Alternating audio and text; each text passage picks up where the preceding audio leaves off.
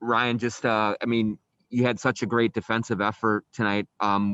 What made it so hard to get anything going offensively down the stretch there? Yeah, I mean, first and fourth quarter, they ramped up their pressure. They hit a couple shots and it got them a little bit of a rhythm right there. And then our passing, we didn't do a good job finding open guys or mismatches. I thought we were able to get to some of those mismatches. We just didn't really get the ball where we wanted to go. With how well Jordan was playing, did you give any thought to closing with him when the offense was kind of stuck there, or? Yeah, I did. I mean, I thought he played a long stretch right there. I did give thought to it though. What did you think overall, Ryan, just about the defense? I mean, in getting you back into it. Yeah, I mean, the defense kept us in it. Between the second and third quarter, holding the team to 30 points. You should be able to come out of here with a win. But just didn't do enough on the other end. Jace, go ahead.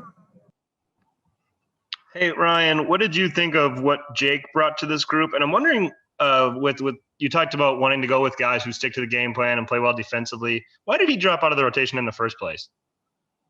I mean, yeah, we've had – it's not just, guys who go with the game plan and play well defensively. There's other things that go into it. So in terms of dropping out of the rotation, Jalen Noel, he had a good stretch there in terms of, the way he was scoring the ball, the way he was defending, and it just kind of turned into a numbers game.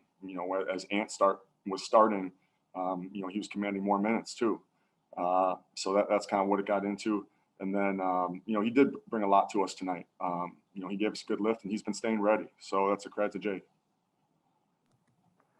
We'll do Kent and then Dane. Kent, go ahead. Just ahead quickly to tomorrow. I was wondering if you could just talk about what you learned in the time you worked with Tibbs and just what it'll be like facing him. Yeah, I mean, he's a tireless worker, and I'd love to speak more about it, as we're preparing for the Knicks. But he's helped me a lot in my career, and he taught me a lot about professionalism, taught me a lot about approach, and he was an even bigger part of my life, during very tough times, as my dad had passed. And that's just the non-basketball, and then he's a basketball lifer, so. I have a ton of respect for him and a ton of admiration for, the things that he's been able to do, and he's got that team playing well. Dane? Ryan, you guys got the ball with about 31, 32 seconds left there. What did you want to see on that possession? Was that a 2-for-1 situation? Yeah, it was. Try to get something towards the rim, in that situation.